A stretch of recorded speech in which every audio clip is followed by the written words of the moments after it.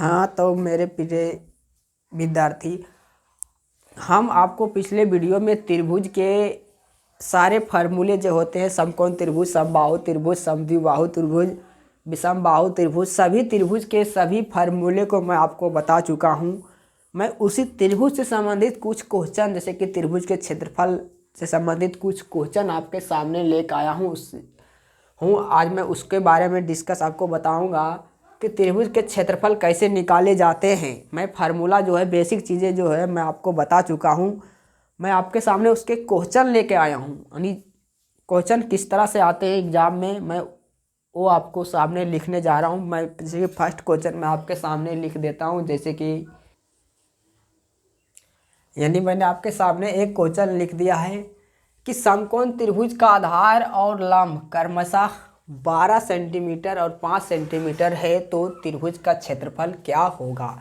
मैंने आपके सामने फर्स्ट क्वेश्चन लिख दिया है कि त्रिभुज का आधार और लंब क्रमशः 12 सेंटीमीटर और 5 सेंटीमीटर है, तो त्रिभुज का क्षेत्रफल क्या होगा। यानी आधार जो है 12 सेंटीमीटर है और लंब कितना है, 5 सेंटीमीटर।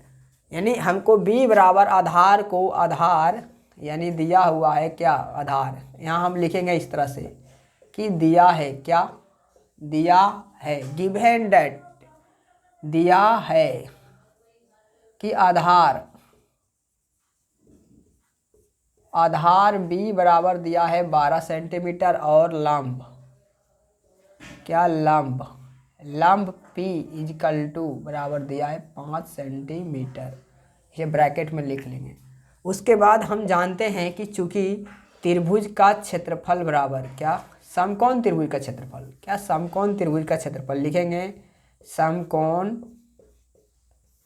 त्रिभुज का क्षेत्रफल बराबर, हम जानते हैं, हम आपको पिछले वीडियो में बता चुके हैं कि 1/2 गुने आधार गुने ऊंचाई। ऊंचाई का कहने का अर्थ हुआ लंब, जो होता है एक प्रकार का ऊंचाई होता है। अब हम निकालेंगे कि 1/2 गुने आधार कितना है 12, लंब कितना है 5। अब 2 से काटेंगे, 2 छक 12 यानी 6 बचे कितना आया, 30 सेंटीमीटर स्क्वायर। क्या, 30 सेंटीमीटर स्क्वायर।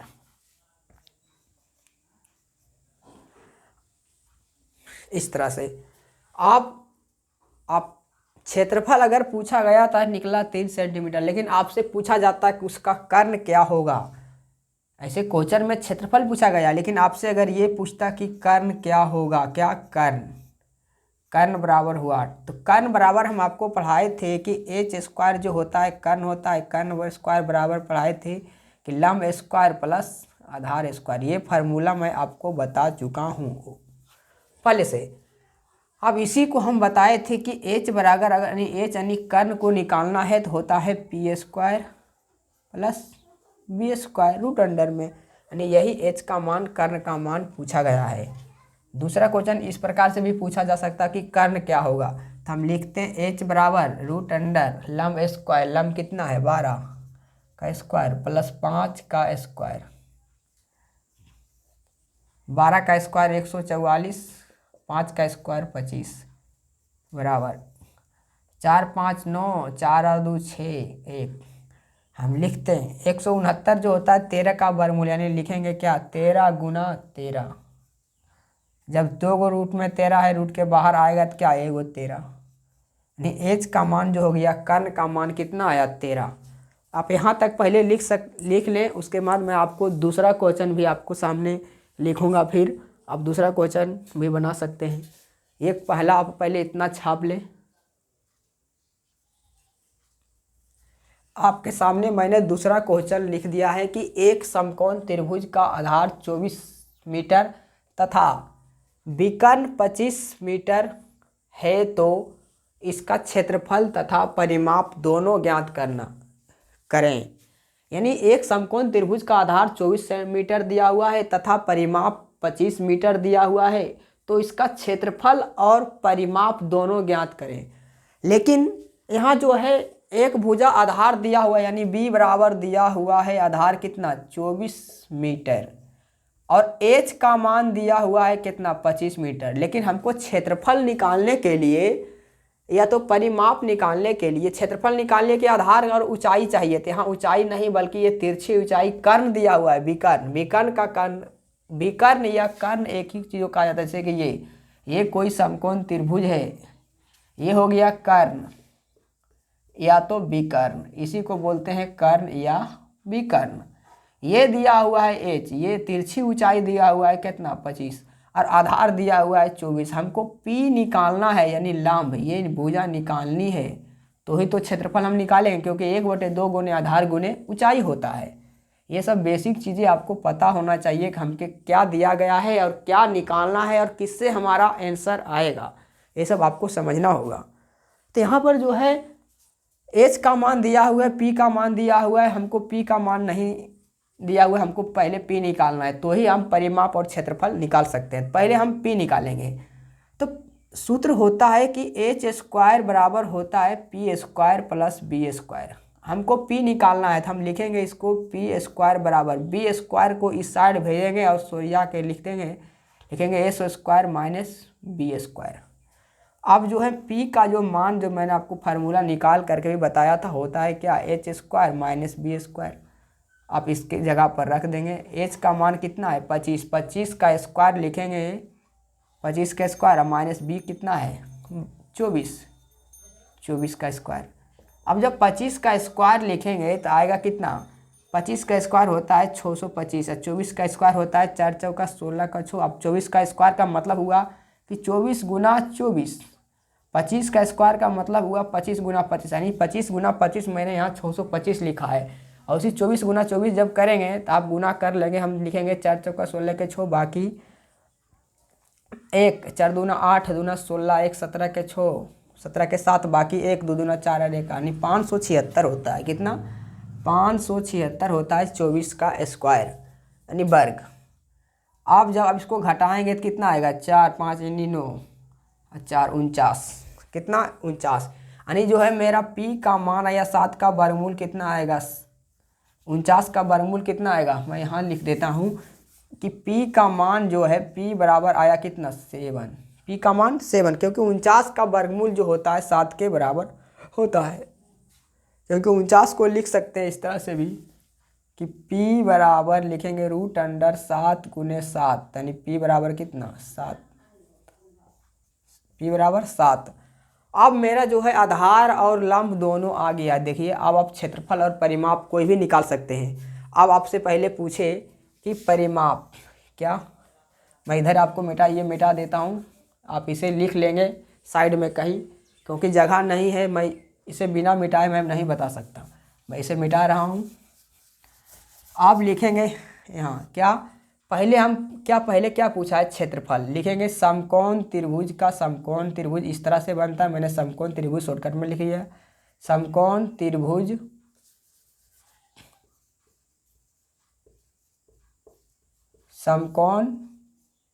त्रिभुज का क्षेत्रफल का फार्मूला होता है 1/2 गुने आधार गुने ऊंचाई। ऊंचाई कहने का मतलब ये एच, यहाँ एच से ऊंचाई सूचित किया जाता है। ऊंचाई का मतलब होता है पी यानी लंब।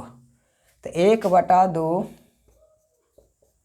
आधार कितना है 24, ऊंचाई यानी लंब कितना आया, लंब ही होता है ऊंचाई, कितना आया 7, 2 से लिखेंगे 12, 12 कितना आया 84 मीटर स्क्वायर क्या आया क्षेत्रफल।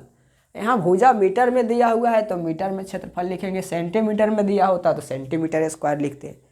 अब क्यों ये मीटर स्क्वायर भी क्यों होता है, मैंने जैसे कि अभी तुरंत चर्चा करता हूँ, होता है कि 1/2 गुना बी कितना आया 24 मीटर, पी कितना है 7 मीटर, यही मीटर गुने मीटर मीटर स्क्वायर होता है। अब इसे काटेंगे 12 दूनी के 24, तो 12 सत्ती के 84, अब मीटर गुने मीटर तो मीटर स्क्वायर, इस तरह से होता है। आप पूछेगा आप परिमाप क्या, परिमाप जो है मैं इधर बना देता हूँ क्या इधर, क्योंकि उधर जगह नहीं है। या तो पहले आप इतना लिख ले, मैं आपको फिर परिमाप बताता हूँ, या तो क्षेत्रफल तक पहले आप लिख ले, उसके मैं आपको परिमाप बताता हूँ। जैसे कि मैं इसे मिटा रहा हूँ, यहाँ तक अगर लिख लिए हैं तो मैं इसे मिटा रहा हूँ। आप लिखेंगे क्या, परिमाप, क्या, परिमाप। समकोण त्रिभुज का परिमाप। तो परिमाप जो होता है तीनों भुजाओं का योग, क्या, तीनों भुजाओं का योग। फार्मूला मैंने बताया था, किसी भी त्रिभुज का परिमाप होता है तीनों भुजाओं का योग। योग कहें तो जोड़, यानी सम, यानी तीनों भुजाओं का योग। तीनों भुजा कितना है, यानी तीनों भुजा का योग आपसे इस तरह से भी लिख सकते हैं, ए प्लस बी प्लस सी। अब ए का मान एगो दिया हुआ है 7, बी का मान दिया है 24, सी का मान दिया है 25, यानी तीनों भुजा यही तो दिया हुआ है 7, 24, 25। आप इसे जोड़ देंगे, 5, 4, 9 और 7, 16 के 6, बाकी 1, 2 और 2 4 और 1 5, यानी 76, 56 बनो क्या, 56, यानी परिमाप कितना आया, 56 मीटर आया। कितना, 56 मीटर। इस तरह से यानी क्षेत्रफल और परिमाप निकाले जाते हैं। फिर आपके सामने मैं तीसरा क्वेश्चन लिख रहा हूँ। तीसरा क्वेश्चन मैंने आपके सामने लिख दिया है। तीसरा क्वेश्चन है क्या, कि एक समबाहु त्रिभुज। तीसरा क्वेश्चन आपसे पूछा गया क्या, समबाहु त्रिभुज दिया हुआ है। समबाहु त्रिभुज का कहने का अर्थ हुआ तीनों भुजा बराबर होते हैं।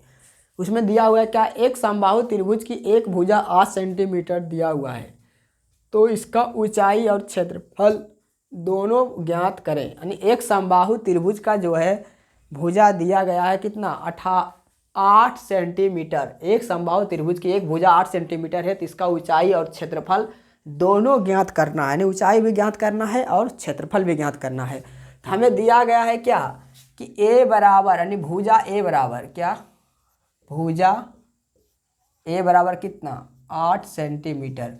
अब मैं एक त्रिभुज पहले बना लेता हूँ इधर समझने के लिए कि क्या कैसा त्रिभुज दिया गया है। तो समबाहु त्रिभुज दिया गया है जिसकी तीनों भुजा बराबर हो, यानी ये 8 सेंटीमीटर है तो ये भी 8 होगा और ये भी 8 होगा। तो मैंने आपको बताया था कि समबाहु त्रिभुज की पहले पूछा गया क्या, ऊंचाई। तो बताया था कि समबाहु त्रिभुज का ऊंचाई, समबाहु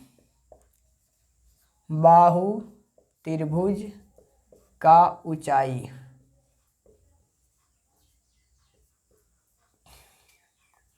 ऊंचाई बराबर मैंने आपको फार्मूला, यानी ऊंचाई h बराबर आपको फार्मूला बताया था कि √3/2 गुने भुजा। भुजा बोले तो ये, यानी ऐसे √3/2 गुने a, यानी √3a/2, इसी तरह से √3/2 गुने भुजा। तो अब यहाँ देखिए ये का मान दिया हुआ है क्या, भुजा, √3/2 गुने ए का मान कितना, 8। तो अब जब इसे जब काटेंगे तो 4 दूनी 8, यानी 4√3 इतना मीटर, सेंटीमीटर है तो सेंटीमीटर, यानी 4√3 सेंटीमीटर आ गया क्या, ऊंचाई आ गया। यानी ऊंचाई बोले तो ये होता है ऊंचाई। ऊंचाई को पी से सूचित किया जाता है, यानी लंब। लंब जो होता है वही ऊंचाई। और ये होता है तिरछी ऊंचाई। ये क्या, भुजा, ये क्या है, ये तिरछी ऊंचाई। ये समकोण त्रिभुज, मान लीजिए कि ये क्या है, अब समकोण त्रिभुज बन जाएगा।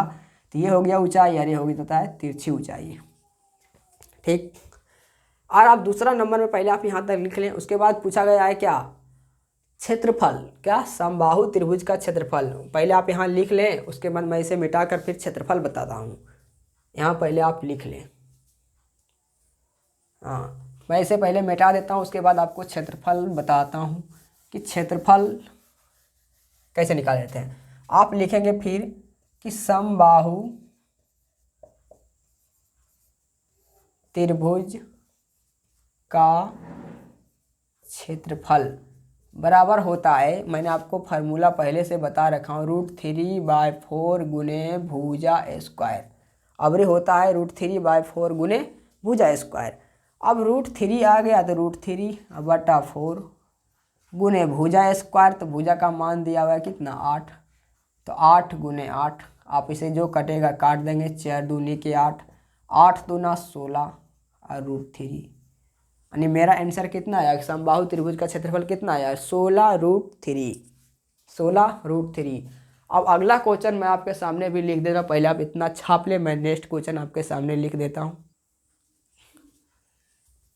चौथा नंबर क्वेश्चन है आपका, 4 नंबर क्वेश्चन मैं आपके सामने लिख दिया हूँ कि एक समबाहु त्रिभुज का ऊंचाई दिया हुआ है। क्या, एक समबाहु त्रिभुज की अवरी भुजा नहीं बल्कि ऊंचाई दिया हुआ है 8√3 है, तो इसका क्षेत्रफल और परिमाप दोनों ज्ञात। देखिए, परिमाप और क्षेत्रफल दोनों ज्ञात करें कि एक समबाहु त्रिभुज का ऊंचाई दिया हुआ है कितना, 8√3, यानी 8√3 एक समबाहु त्रिभुज का ऊंचाई दिया हुआ है। अब उसका परिमाप और क्षेत्रफल निकालना है, यानी परिमाप और क्षेत्रफल आपसे पूछ दिया गया है, परिमाप और क्षेत्रफल। तो पहले मैं लिखूंगा कि क्या दिया हुआ है, ऊंचाई, यानी P बोल सकते हैं, ऊंचाई का मतलब हुआ लंब, यानी P दिया हुआ है, यानी ऊंचाई को H से भी सूचित किया जाता है, यानी H बराबर, ये नहीं समझे कि तिरछी ऊंचाई दिया हुआ है, क्योंकि इसमें ऊंचाई होता है। दिया हुआ है क्या, आप लिखेंगे ऊंचाई, ऊंचाई ही लिखें, ऊंचाई बराबर दिया हुआ है क्या, 8√3। आप लिखेंगे क्या, समबाहु त्रिभुज, हम जानते हैं कि समबाहु त्रिभुज का ऊंचाई बराबर क्या है, 8√3 दिया हुआ है। और समबाहु त्रिभुज का ऊंचाई क्या होता है, √3/2 गुने भुजा, क्या, √3/2 गुने भुजा, यहाँ दिया हुआ है कितना, 8√3। अब देखिए √3 से √3 कैंसिल, अब यहाँ क्या आ गया, a/2 बराबर 8। अब इसे सोल्व करेंगे तो आएगा, 2 इधर है, एक के भागा के रूप में, 2 इधर भागा के रूप में लिखा हुआ है, बराबर के उस साइड भेजेंगे तो आएगा कितना, a बराबर 8 गुने 2, बराबर के इस साइड जो भेजेंगे तो उसे आएगा भाग के रूप में। यहाँ पहले कुछ बेसिक चीज़ें मैं आपको बताता हूँ। अगर कोई राशि बराबर के इस साइड भागा के रूप में लिखा हुआ है, बराबर के उस साइड गुना के रूप में होता है। देखिए यहाँ जो भाग 2 क्या है, भाग के रूप में लिखा हुआ है, a/2 के मतलब क्या, भाग के रूप में लिखा है, बराबर के उस साइड भेजेंगे तो गुना में भेजेंगे, क्योंकि 8 गुना 2 वही चीज़ किया हूँ। अगर इधर गुना के रूप में लिखा है, बराबर के उस साइड भेजेंगे तो आएगा भागा के रूप में। अगर इधर जोड़ में लिखा हुआ है, बराबर के उस साइड लिखेंगे घटाव में। अगर इधर घटाव में है, बराबर के उस साइड लिखेंगे तो जोड़ में। अगर इधर वर्ग के रूप में है, यानी वर्गमूल में है, यानी रूट में है, तो उधर लिखेंगे स्क्वायर में, यानी वर्ग में, क्या, वर्ग में। अगर इधर वर्ग में लिखा हुआ है तो उधर लिखेंगे रूट में, क्या, रूट में। यही 6 चीज़ें होती है। तो मैं यहाँ जो इधर भाग के रूप में था, इधर 2 को गुना के रूप में लिखे, तो यानी a बराबर कितना आया, 16। यानी उसका जो भुजा आया, समबाहु त्रिभुज का भुजा जो हो गया कितना, एक क्या होता है, भुजा होता है, √3/2 गुने भुजा होता है ऊंचाई बराबर। तो ये क्या आया, भुजा, यानी भुजा a बराबर कितना आया, 16। पहले आप इतना छाप लें, क्या, पहले आप इतना तक लिख लें, उसके बाद मैं आपको परिमाप और क्षेत्रफल दोनों बताता हूँ। पहले आप यहाँ तक लिख लें, पहले आप इतना लिख लें, उसके बाद मैं आपको परिमाप और क्षेत्रफल दोनों बताता हूँ। जैसे कि आप इतना लिख लिए होंगे तो मैं इसे मिटा देता हूँ। आप लिखेंगे क्या, परिमाप, क्या, परिमाप, समबाहु त्रिभुज का परिमाप। तो वहाँ भुजा कितना आया था निकल के, a बराबर आया था कितना, 16, यानी भुजा आया था 16। अब परिमाप बराबर होता है 3 गुने भुजा, होता है समबाहु त्रिभुज का परिमाप क्या होता है, 3a, यानी 3 गुना भुजा। तो आप लिख देंगे डायरेक्ट, इसमें कुछ करना नहीं है, 3 गुने 16, 16 तिया के 48, यानी इतना मीटर, 48 मीटर के आया परिमाप। अब 3 गुने भुजा क्यों होता है, प्रत्येक भुजा, मैं आपको बार बार बता रहा हूँ कि प्रत्येक भुजा समबाहु त्रिभुज के बराबर होते हैं। ये है, ये भी है, ये भी है, यानी ये 16, तो ये भी 16, तो ये भी 16। परिमाप का कहने हुआ किनारा, जब त्रिभुजाकार आपका क्षेत्र है तो तीनों आर जिसको बोलते हैं ना, आर, वही परिमाप होता है, यानी तीनों आर का योग। 16 + 16 + 16 तो 48, यानी या 3 गुने भुजा लिखें या तो 16 + 16 + 16 लिखें, बात एक ही है। अब आएगा क्षेत्रफल, क्या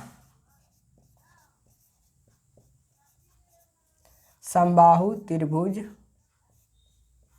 का क्षेत्रफल तो होता है क्या, √3/4 गुने भुजा स्क्वायर, यानी आएगा √3/4 गुने भुजा का मान आया कितना 16, मैं पहले निकाल के बता चुका हूँ।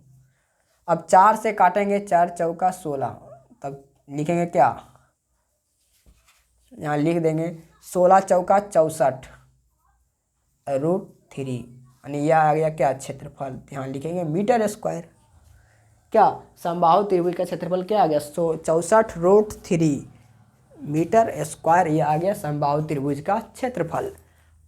आप यहाँ तक, आपको उम्मीद करता हूँ कि यहाँ तक आपको अच्छी तरह से समझ में आ गया होगा, आप यहाँ तक लिख लें। ओके, फिर मिलते हैं अगले वीडियो में कुछ बेसिक थ्योरी और बेसिक क्वेश्चन के साथ। जैसे कि अब एक त्रिभुज के बारे में और रह गया है, विषम बाहु त्रिभुज का क्षेत्रफल परिमाप, तो आप निकाल भी सकते हैं, या तो मैं एक क्वेश्चन और करवा देता हूँ, जैसे कि विषम बाहु त्रिभुज का क्षेत्रफल। ओके, मिलते हैं अब नेक्स्ट क्लास में। अब नेक्स्ट क्लास में आपको विषम बाहु त्रिभुज का क्षेत्रफल और जो बेसिक थ्योरी और आयत पर वर्ग, उसके जो बेसिक चीज़ें होती है, फार्मूला कैसे निकाले जाते हैं, आयत, वर्ग, चतुर्भुज। चतुर्भुज में भी आपको मैं 3 प्रकार के चतुर्भुज पढ़ाऊँगा, सम चतुर्भुज, समांतर चतुर्भुज, समलंब चतुर्भुज। इसके बारे में मैं आपको नेक्स्ट क्लास में बताऊँगा। पहले आयत, उसके बाद वर्ग। तो मिलते हैं अगले नेक्स्ट क्लास में आपको फिर बेसिक चीज़ें के साथ।